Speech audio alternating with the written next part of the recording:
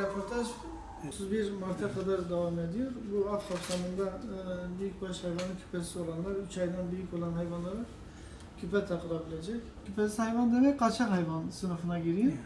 Dolayısıyla herhangi bir destekleme falan söz konusu olmuyor. Cezası da var mı? Cezası da var tabii. Ceza var. Şu af kapsamında hem ceza kaldırıldı hem hayvanlarına küpe takabilecekler.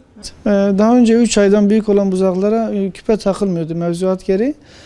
Tarım Bakanlığımızın yayınladığı tebliğ doğrultusunda artık 31 Mart 2019 tarihine kadar 3 aydan büyük buzaklara, ineklere, düvelere de küpe takılabilecek ve hayvanlar kaçak olmaktan çıkacak.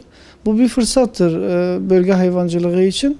Daha önce takılmadığı için kaçak durumuna düşüyordu hayvanlarımız ve destekleme de alınamıyordu. Bu kapsamda küpe takılacağı için destekleme de çıkacaktır.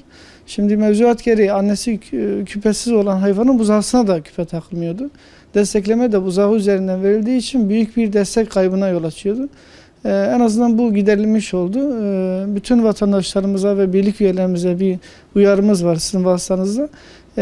Hayvanı 3 aydan büyük veya küçük fark etmiyor. Sığır cinsi ne tür hayvanı varsa eğer küpesizse ilçede ise bulunduğu ilçe Tarım Hayvancılık İl Müdürlüğü'ne, ilde ise bulunduğu ilin Tarım Hayvancılık İl Müdürlüğü'ne müracaat etmek suretiyle ya da birlik üyesi ise Damızlık Sığır Yetiştirici Birliği vasıtasıyla müracaatlarını yapıp hayvanlarına küpe takabilirler. Biz memnunuz bu konuda.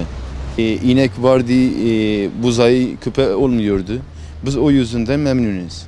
Ben de hayvan sahibiyim. Bu yüzünden yani ben de müracaat edeceğim. Ondan sonra ben de küpe yapmayı istiyorum yani.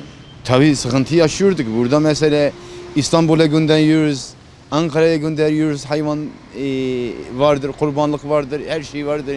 İşte bu yüzden biz sıkıntı çekiyoruz yani. İstiyoruz devamlı da serbest olsun yani. Bu küpe sayısından biz de bu sıkıntıyı çekmeyeceğiz inşallah bundan sonra.